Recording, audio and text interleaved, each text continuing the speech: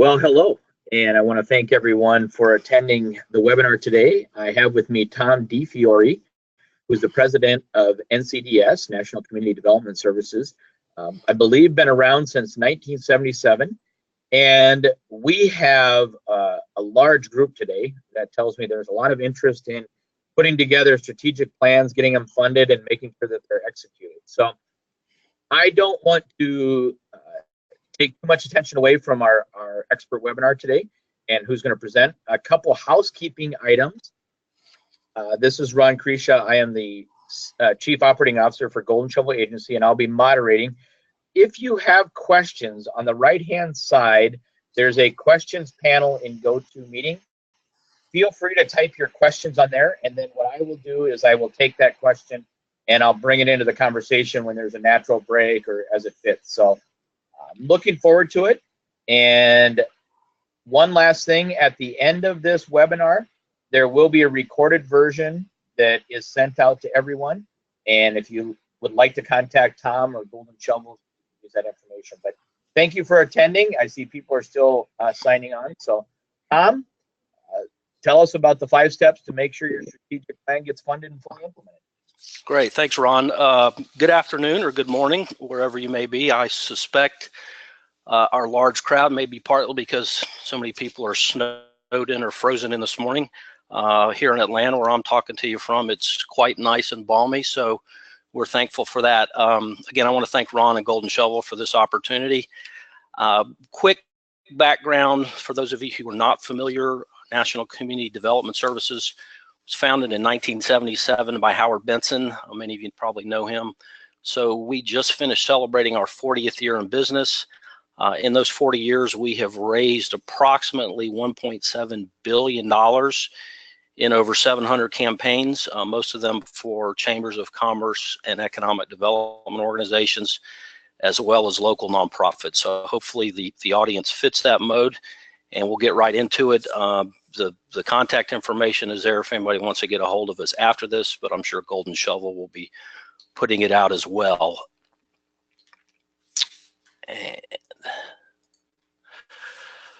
So before we start talking about these steps to funding a plan, let's talk a little bit about strategic plans. First of all, this is not a presentation about how to do strategic planning.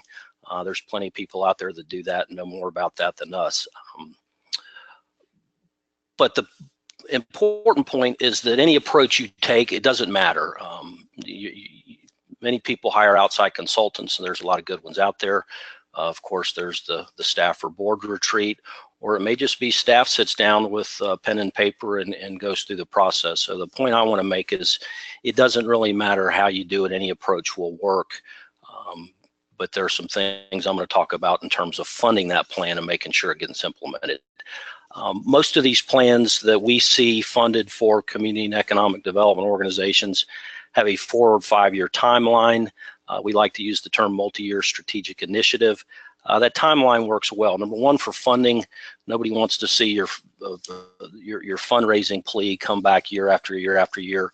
So you can go and fund it and then execute it over a 4 or 5 year strategy before you have to come back and raise money again. It also works well for execution because many of you know that it takes that long to actually implement a plan that can move the needle. A lot of the plans in the community and economic development arena typically require public-private partnerships. It usually is more effective when both the public and private sectors are involved in the execution and ownership. But the reason I put this up here is because if you're aware of that and understand that, you should probably plan on pursuing funding from both the public and private sector. If you're going to do an aggressive, bold strategic plan, it's probably going to try to accomplish a lot for your community, and therefore may require more than one organization to execute. And we like that. Multiple organizations involved can usually get more done. The point I want to make is that doesn't need to be problematic or scare you off from a fundraising standpoint. We've seen and frankly helped develop a number of models that work well. And if you're curious about that, ping in with a question during Q&A or send me a note if you'd like to know more about how it can work. Raising money that gets funneled out to multiple organizations for implementation. And probably the most important thing to keep in mind as we get into this is that the purpose of the plan is not the plan itself. It's to be implemented. And the implementation is really where the rubber hits the road for us, because the implementation and the results of the implementation are what's going to allow you to raise money.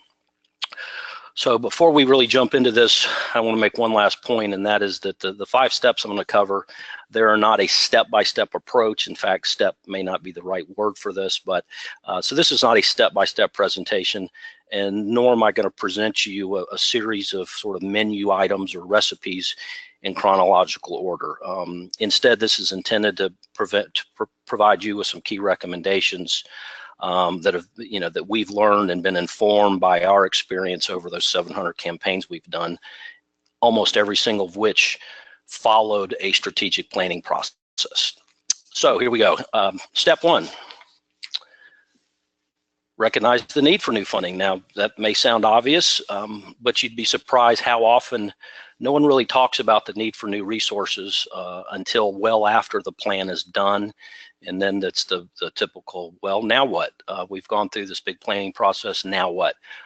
So the point I want to make is understand that you're going to need new resources, and ideally, you will recognize that before you start the planning process. We've seen through our clients that it is really, really helpful to conduct your strategic planning process with the eventual fundraising in mind and paying attention to some of the things we're going to talk about here today. So if you as you go through this, your strategic plan, it inevitably is going to call for you to certainly do more, do better, probably do different things. To accomplish those, you may have to collaborate with others. And certainly to accomplish all of that, you're going to need any or all of the above or below: staff, consultants, outside consultants, research and data, certainly PR and marketing materials. From a business recruitment attraction standpoint, travel's a big budget item, maybe new technology for your organization, and a lot of others that we won't enumerate here. The point is you're going to need more resources to execute what the plan calls you to do. So what I'd like to make sure you understand about this up front is that you want to focus those funding needs on the plan, not on an organization. And one of the things you'll hear from me probably throughout this presentation is this is about funding a plan, not about growing an organization. The point being, don't think incremental. Don't think about, well, we could just do a dues increase or something and get some of this money we need.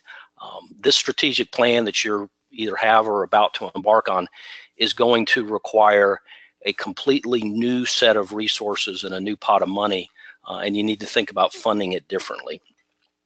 And yes, it will be a 4 or 5 year plan, but you can also think long term. No, it's not permanent. When we go out and raise money, we raise 4 and 5 year pledges. That's not a permanent increase. It's not permanent dues increases. But it may be that it becomes permanent because, like a lot of successful organizations around the country, you may do 4, 5, 6, 7 of these incremental 5 year plans over the next 30 years. A couple examples of communities and organizations that have really done this well over the past 25, 30 years, some of whom we've worked with, include, Mobile, Alabama, Raleigh, North Carolina, Tacoma, Richmond, Virginia, Oklahoma City, Chattanooga. All those chambers or their economic development organizations have embarked on a plan like this, where every 4 or 5 years they go back and renew their plan and get a new set of 4 or 5 year funds. Before I leave this slide, I also want to point out that you need to make sure that your leaders are going to agree and understand the need for new resources. They're going to be excited about the potential of the strategic plan and be ready to go out and do all the things. You need to make sure that they're also realistic and accept the fact that realizing the potential of the plan is going to require new resources. The one thing I'll say here is that the probably failure to recognize the need for new resources and planning for that need for new resources up front is why so many strategic plans end up being a proverbial binder on the shelf, gathering dust, or that they don't get fully implemented because no one ever bothered or thought ahead of time about the resource needs. So that's step one. Step two. So Tom, before you go on to this next slide, I do have a question for you. Sure. So this question came in with regards to private funding sources. How can EDOs prevent one major private funding source, example Boeing, Amazon, from dominating the organization's strategic direction? That is a great question, and is actually a point I was going to make in a future slide, but I will go ahead and answer it now. And that is the point that funding for these things, we use words like capacity level pledges and fair and proportionate. So, for example, Organization X has just finished a strategic planning process. They're going to implement a 5-year plan, and it's going to cost $10 million over the next 5 years to implement the plan. And everybody starts talking about fundraising, and the proclivity or temptation is to say, if Boeing or Amazon is in your community, if you're in Seattle, and say, well, heck, they could just pay for the whole thing, and it won't be a blip on the radar screen. Let's let them pay for the whole thing. Well, if you allow that, then yeah, they probably are going to dominate the agenda. So when we talk about fair and proportionate, we're not talking about having hundreds and grassroots efforts and people giving $50 and 25 cents in the canister at the 7-Eleven to pay for this, but we do want fair and proportionate. So if I had a $10 million plan and Boeing or Amazon or some other dominant corporate entity was in my town, I would certainly look to them to lead and support it, but I probably wouldn't want, and maybe not even accept, more than about 15% of the goal. So in other words, if I had needed $10 million, I'd go ask Boeing for $1.5 million. Hopefully I'd get that.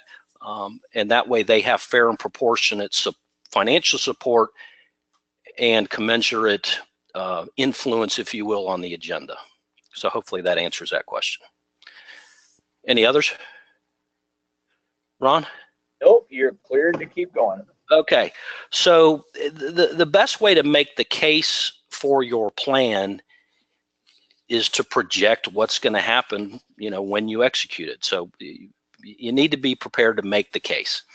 So the first thing about your case is, why are we doing this? It shouldn't be because, well, our new board chair decided the organization hadn't been through a strategic planning process in a decade, so he wanted to do a strategic plan, and here we are. That's not really making the case. Why are we doing this? Well, it should be in response to a pressing community need or opportunity. So in terms of the why, document the need or opportunity. What are the pressing issues, whether it's falling employment or wages or workforce, which is ubiquitous now, and our workforce is all going to be retiring in the next 10 years, and we don't have anything to replace them. Or conversely, back to Amazon, we've got an opportunity to make a bid for either the next HQ2 project, or we've got a mega site that we want to build and finish and get a new employer there. So need or opportunity, make sure you document. The plan that you're making the case for obviously needs to have a lot of the how involved. Going back to your strategic planning process, most of the consultants we see out there that do this, they do a very good job of taking you through how you're going to achieve your stated goals. But for fundraising purposes, you definitely need to have some detailed tactics and action plans. And they don't need to be so detailed that they take up reams and reams of paper, and they're a 100-page planning document, and they get down into the minutiae. But they do need to have enough detail to give it credibility, that you're not just kind of thinking this up as you go and figuring it out as you go, and it's not just on the back of a napkin. So on the how standpoint, give enough details of your tactics and action plans, as well as your projected budget. Again, the budget may not be in dollar and down to the cent or the dollar level, but in generalities, what are you going to need from a budgetary standpoint going forward for the next 4 or 5 years to allow you to implement it? This is a pretty important one, because a lot of people have very high paid and frankly well-regarded chief executives of their staffs, and you've been put in that position to execute these plans. But the plan can't just be your idea, and nor should it be just the idea of some high-priced outside consultant. Who says this is needed has to come down to a peer group and others that will give you credibility. So one of the things you'll hear, again, repeated probably throughout this presentation, is that you've got to have ownership and commitment from your top leaders to implement the plan.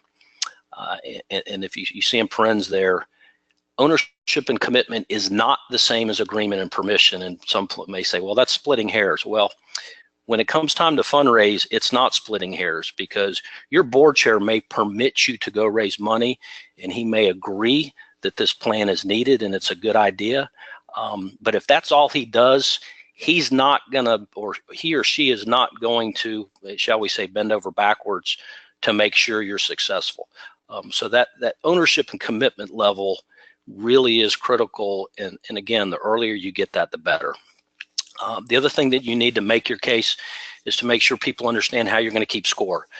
We talk about both internal metrics, your activity, trips, conferences, research, meetings, programs, all those sort of things. So the internal activity is important, and you certainly want to set some metrics for those, and that's consistent with any good planning exercise.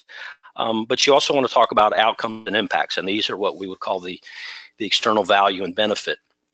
I'm going to talk more about these on the next slide, but before I do, or I'll go ahead and make sure that we understand, that you and the audience understand, don't be reluctant to set some what I would call macro goals and impacts as goals. Even though you don't have full control over those things, your ability to raise money is going to increase significantly if you talk about those. We run into a lot of clients who are reluctant, and they say, well, at the end of the day, I can't control whether we create 4,000 or 5,000 or 0 new jobs. Well, that may be true, but all the activities you're doing is intended to create those objectives. When we talk about workforce and education, and the leaders want to talk about high school graduation rates or things like that, and the chamber president says, well, heck, I can't control high school graduation rate. Well, maybe you can't directly, but hopefully the things you're going to do will impact and impress upon those things enough to the point that you can set those goals and track them and show people why we're doing this. Again, back to making the case. So ultimately, this is all about telling people what's going to happen when we implement our plan. And these are just a handful of the things that are typical goals and objectives and outcomes that people talk about. Again, you talk about these sort of things, now you can talk to people about investing in these things, not investing in your organization. And as I mentioned, don't be afraid to talk about these things. And even let's just take jobs, for example. Let's say you say we're going to create 5,000 new jobs over the next 5 years. And you track this and you do all these things and you implement the plan. And at the end of 5 years, you didn't create 5,000 jobs, you created 4,520. Well, is that a failure? Absolutely not. Maybe you didn't win the game 35-0, but you probably won the game, or you didn't score a touchdown, but you got real close to the goal line. So people will appreciate your willingness to put these things out there and then track your activity toward achieving them. And again, this is just reinforcing the fact that the whole point of doing your strategic plan is to impact your community, not grow your organization. The more you can ingrain that into everything you do, the more successful you're going to be at fundraising. And then when you do go fundraise, you're presenting these funding requests as investment opportunities, investing in all those things at the top of the screen. You're not asking people to make a donation or contribute. And we often talk in these campaigns about transformational versus transactional activities. Your strategic plan is going to be a transformational impact on the community, hopefully, versus the transactional day-to-day, week-to-week, year-over-year sort of activities and plans. Not that those are bad, and they're part and parcel of every organization. But from a fundraising standpoint, transactional is membership dues. You ask me to be a member, and I give you $5,000 this year to be a member of your organization, and in exchange for that membership, I get, you know, a whole host of things, a seat at the annual dinner, and my name on your website, et cetera, et cetera. We often joke that, you know, this is not about selling someone the tote bag and the coffee mug for a bigger pledge. This is truly about a transformational piece of work, and therefore we want to talk about investment that way. The good thing about having these outcomes and impacts as your goals and objectives is that they can be, for the most part, easily, with a little research and a little knowledge and a little thought, into bottom line return on investment for every prospect you see, whether they're a bank, car dealer, power company, major employer, manufacturer, insurance broker. The list goes on, and this is really the magic of what we do when we raise money. Is we translate these outcomes into bottom line ROI impact to the prospect we're talking to. So this is a slide I use in a lot of my presentations, and hopefully some of y'all are chuckling. But you know, I like to say this is what making the case based on economic impact might have looked like 500 years ago. And you know, in this slide, Christopher Columbus is our hero. The next slide is a more humorous version of the same thing, and hopefully more of you are chuckling at that. But the point is, as many of you know, ultimately we can talk about lots and lots of impacts and outcomes, but when you're talking economic development, it certainly does always seem to come back to jobs. It's not the only thing that needs to be measured, not the only thing you're selling, but as this cartoon shows, often that's the case. All right, so let's move on to step 3. And with step 3, we're going to talk about what I would call sound fundraising principles. The first thing you want to do when you talk about engineering and designing a campaign, you know, there's a lot of things that go into it. But the first thing, going back to the why in the case, paint a picture and tell a story. I hate when people talk about, well, we're going to have a fundraiser. Well, we're fundraisers, and we don't really talk in terms of that. We talk in terms of a campaign being a way to accomplish things. So paint a picture, tell the story. What are we doing here? Are we do we have a vision of our community's future? Do we want to raise our ability to compete in a global economy and stand out among other regions in our part of the country? Are we talking about making sure that we have opportunities for our children and grandchildren? These are all the things. It's got to be much more aspirational in terms of why you're doing this campaign and how you package it. So those are the things that this campaign is about. It's not about a fundraiser. Secondly, the campaigns as we organize them should always go back to and be very closely connected to that strategic plan that you've either just completed or are about to complete. So from one standpoint, there's timing. You know, your implementation period, if it's a 4 or 5 year execution for your plan, that should match the payment period for the pledges, so that people understand I'm paying for a specific set of activities and strategies to be executed, and they're very closely connected. And importantly, they understand that when that pledge period is over and the plan has been implemented, their funding may sunset.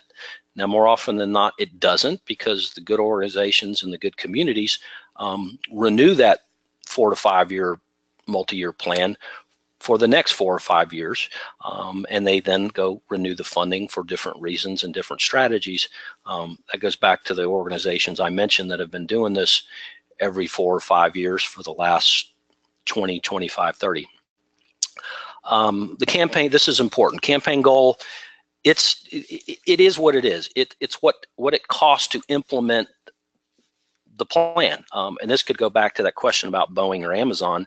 You know, they may want to give you $10 million. Well, you may not need $10 million. Now, if they want to give it to you, sure, set up a foundation or an endowment, something, and do something good with it.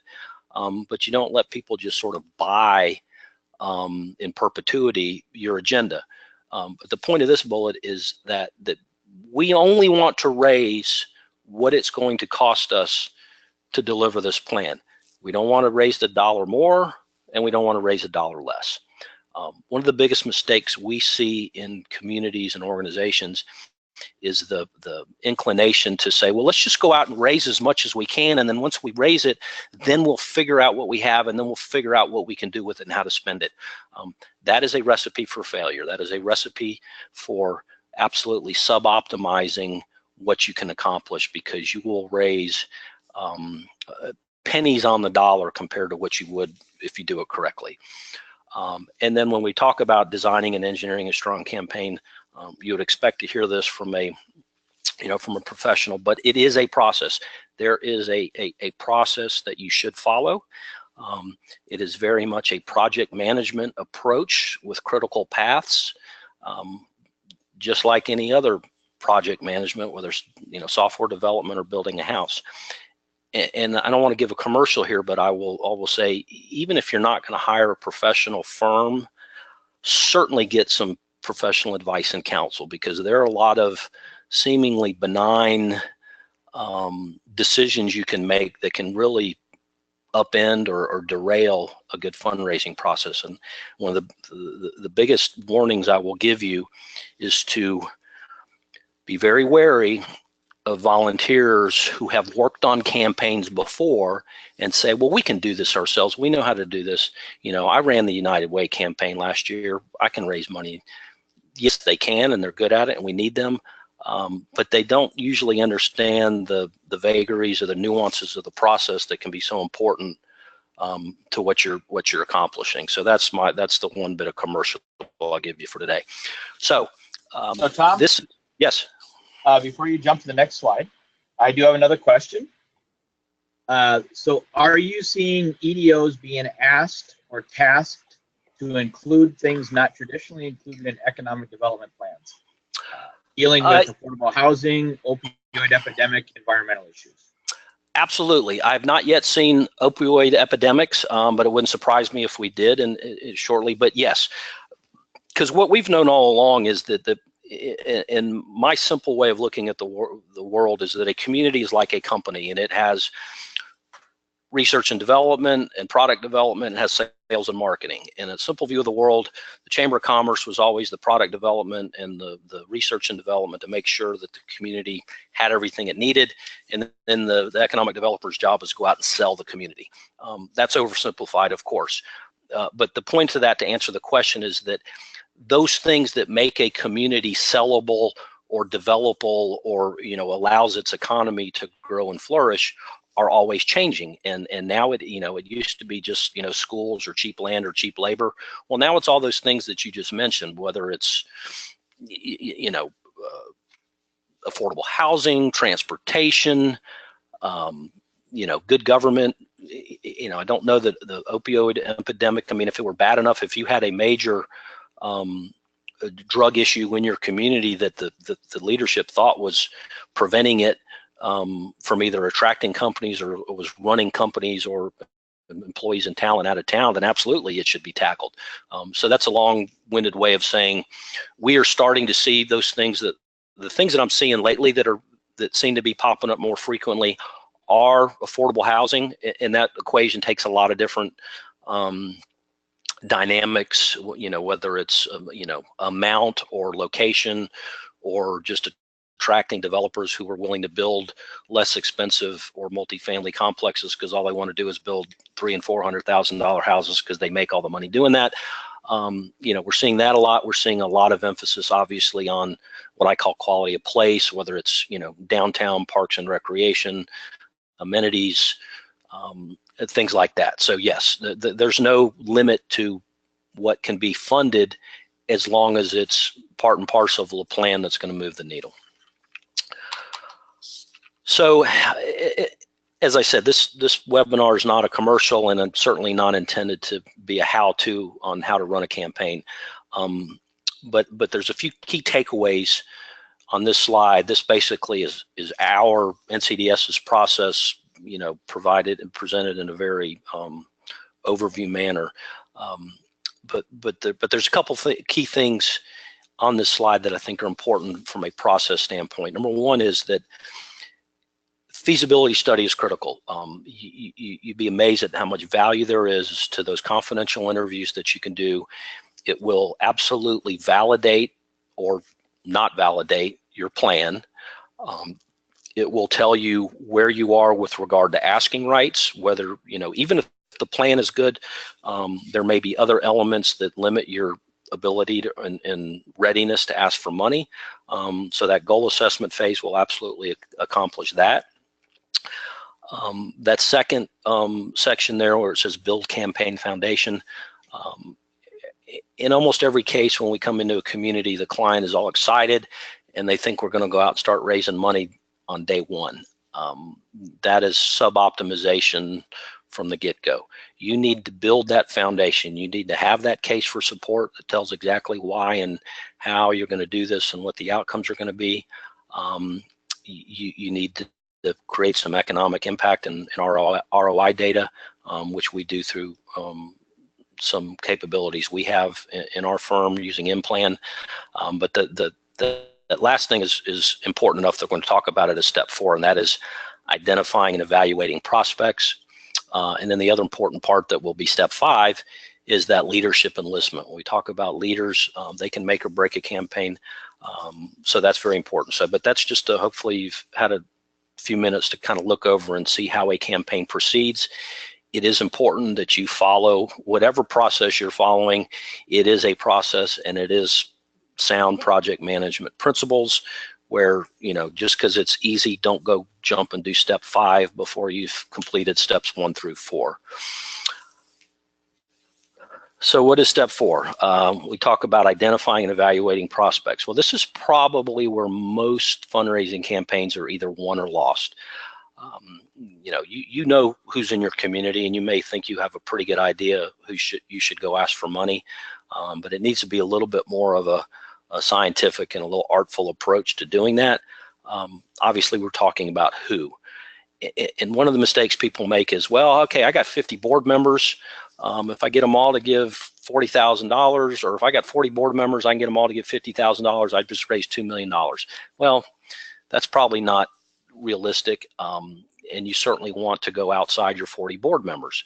You also, as the questioner mentioned before, you don't want to have 1, 2, or 3, Boeings, Amazons, and pick another dominate your campaign.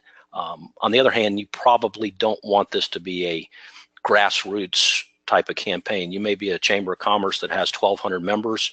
You're probably only going to have on the magnitude of 100 to maybe 125 investors in a campaign like this. So the first thing we got to talk about is who, and identify them. Certainly how much. Biggest mistake people make is not knowing, or frankly, not even bothering to ask for a specific amount. The cardinal sin of fundraising is to ask people to give. You don't ask them to give, you ask them to give a certain amount, or preferably invest a certain amount. They need guidance. They need to know what your expectations are. If you just go out and ask a bunch of people to give, I promise you will probably get a lot of yeses, but you will not raise nearly enough money. And that amount needs to be challenging and set people's sights at a certain level, but not so challenging that it becomes unrealistic and you lose all credibility. When you're evaluating your prospects, each prospect, talk about their motivation for investing. And those motivations can be both objective and subjective. Objective, obviously, is the bottom line ROI stuff we talked about. The subjective can go everything from, reputation and community leadership to wanting to rub shoulders with the people that are part of this organization, frankly, to ego and competition with their friends and firms. We talk about strategy. When we evaluate prospects, what is the strategy for soliciting that person? Who are the decision makers at the firm? Who can influence? Who's on whose board? Who plays golf with who? Those sort of things. Timing is important, particularly when you're talking about banks. We always talk about the top 4 or 5 banks in a community, and you don't always go biggest bank to smallest in that order. Sometimes you may want to get the second or third bank in with an appropriate investment to kind of set the trajectory for others. Few other remarks on this. We often talk about token versus capacity. Token pledges, token money is easy to raise, particularly if you're a business organization like a chamber or an EDO. People aren't inclined to say no to you, but if they say yes and all they give is token, when your evaluations on the above part of that slide said that we need $50,000 from firm X to meet our $5 million goal, and you end up getting 2,000 from that firm, that's token, and that will not win you any campaigns.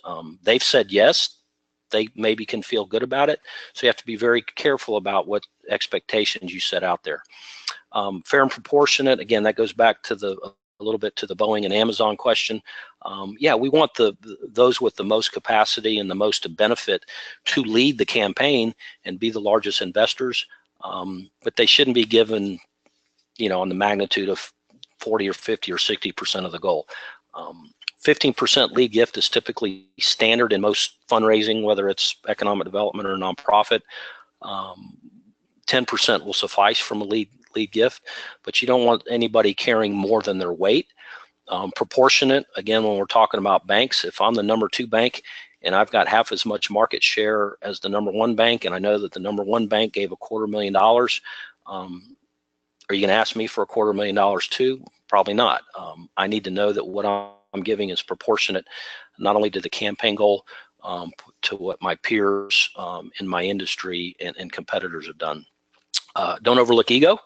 Oftentimes people will be flattered that you think enough of them to ask for maybe a challenging investment level. And sometimes ego will be enough to maybe get them to step up above what they thought they were going to do.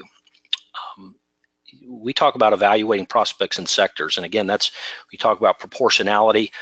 If I've got all the banks and I'm thinking about them in context of each other, then I put all the law firms together and say, okay, here's the biggest firm, the one with the most partners, and if they're at this number, then we can peg others accordingly. So sectors is a good way to sort of compare and put numbers on people that will be fair and proportionate, as well as capacity. And then finally, don't overlook certain sectors and even non-members. If you're a Chamber of Commerce, you may think, well, nobody that's a member can invest in this campaign. Well, that's not true. One of the big sectors we've had some success with that a lot of people overlook is waste management. And there's probably a lot of trash men that aren't members of your chamber, but waste management firms benefit greatly with economic development, and we have the numbers to show that, so we've succeeded with them. Trade unions, believe it or not, unions have invested in these campaigns because, again, we're talking about jobs for their members. They're not likely members of your chamber. Associations, Home Builders Association, Auto Dealers Association, Realtors Associations, sometimes they can be good prospects. And of course, foundations, local foundations who are, even the community foundation that has some unrestricted money can be good prospects for these kind of campaigns. And then don't be biased by what someone has or hasn't done in the past. It has no bearing.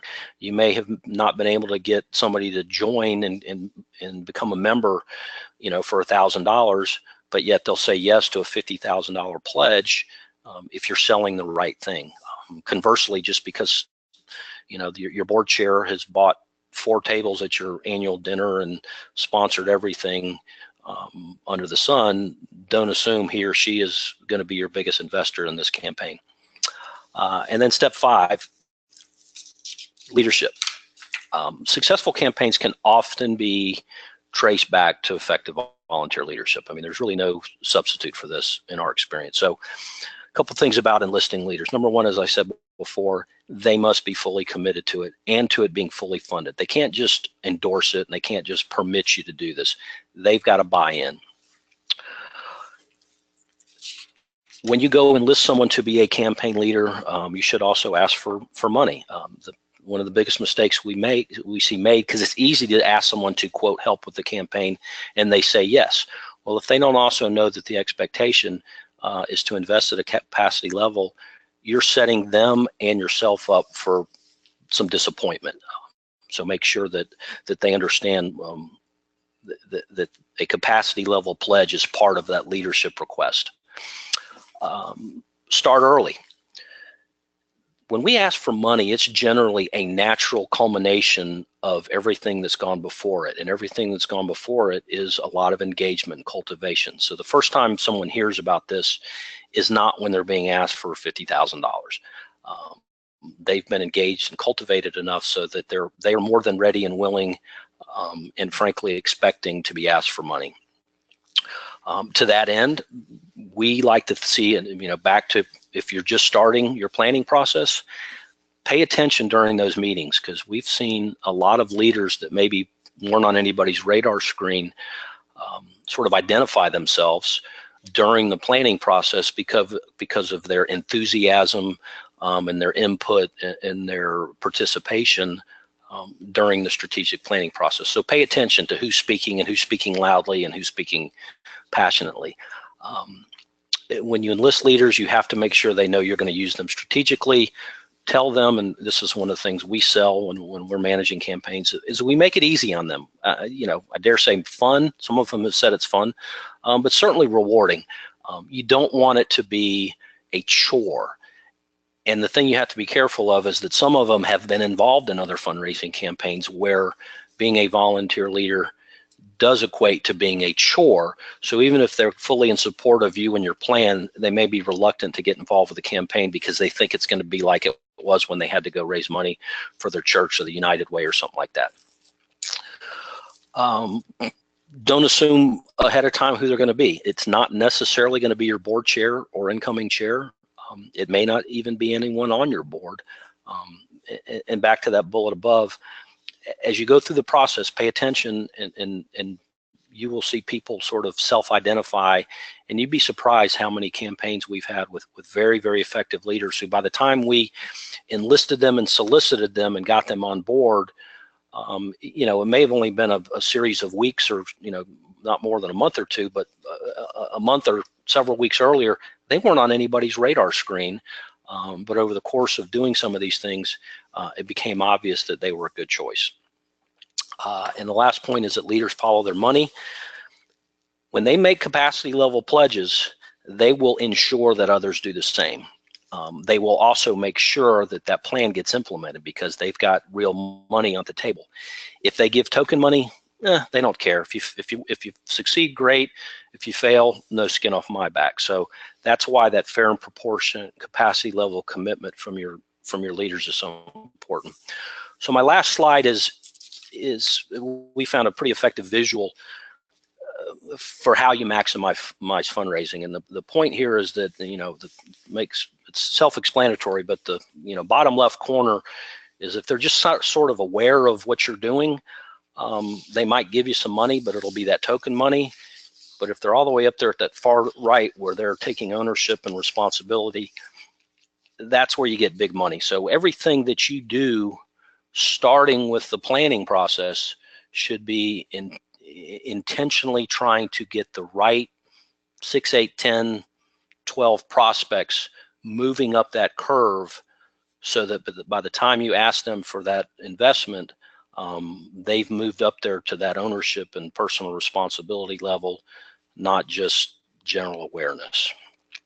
So with that, I will stop. Hopefully we got some more questions. I want to thank Golden Shovel for the opportunity and make sure everybody gets what they need before we get off here. So Tom, you did a great job. I have no more questions. I think you've kept the audience pretty engaged. Normally we get a couple people that drop off, but your information has been well received. I'll just ask one more time. Is there anyone that has a question for Tom? Now would be a great time to type that in. Oh, I think we have one here. Would you make any modifications at all to your talk for public entities? Say that again, Ron. Would you make any modifications to your talk for public entities? Yes, and the first modification would be talk about what they care about, and that's tax revenues. So back to that ROI, when you're talking about impact and outcomes, we try to show everything in terms of new tax revenues. So that's where the ROI comes from. But the other part of that, in terms of soliciting them or presenting the case or the outcome of your plan to them, is that you have to be aware that public sector people see municipal lines where business people don't. So, banker X doesn't care where the county line is. The county manager does. So you obviously have to be aware that their expectations of your plan is going to be geographical. Okay, it's great if we're going to recruit all these companies, but how do I guarantee they're going to be in my county and not in the next county over? You're never going to win that argument, because obviously you don't control that. So you want to make sure they understand, and I'm not telling anybody anything they don't know here, but that if you're talking to County Commissioner X and Project Y locates in the next county over, well, the people that go to work for that project are going to live, work, and play in the other county more than likely. So everybody's going to benefit. So I guess I'm getting down into the weeds on how to solicit public sector versus private sector. But the point is, talk to them in terms of things they care about, just like you would to a bank or a utility or a car dealer. The other thing I would say while we're on the public sector is that evaluating the public sector can be hard. When I talked about the evaluations process, more often than not, public sector municipalities, particularly when there's, when you're talking about, 1 or 2 towns or 3 or 4 counties in a scope of influence of a plan, and you want all of them to participate, often it's good to do formulaic, either per capita or based on sales tax base or something like that, so that all the public sector folks feel like they are paying their, quote, fair share relative to the other municipalities. Okay. So the last one I received in wasn't a question, but a comment, and it was interesting information. Thank you for sharing. So I don't know if you have a slide with your contact information, but if you do not, so everyone that's on the call, again, we'll be sending this out. And I'm sure if you would like to talk to Tom directly, he'd love to hear from you. So I'll put a plug in for you and your organization, Tom, that you're open and would love to talk to folks one-on-one. Super. Okay. Well, thanks again, Tom. A great presentation. And again, we'll send this out. And if you like the presentation, please tell your friends. And Tom, hopefully we can invite you back. This was very popular, and I'd love to do it again. Okay, great. Thanks, Ron. Thank you. Have a great day.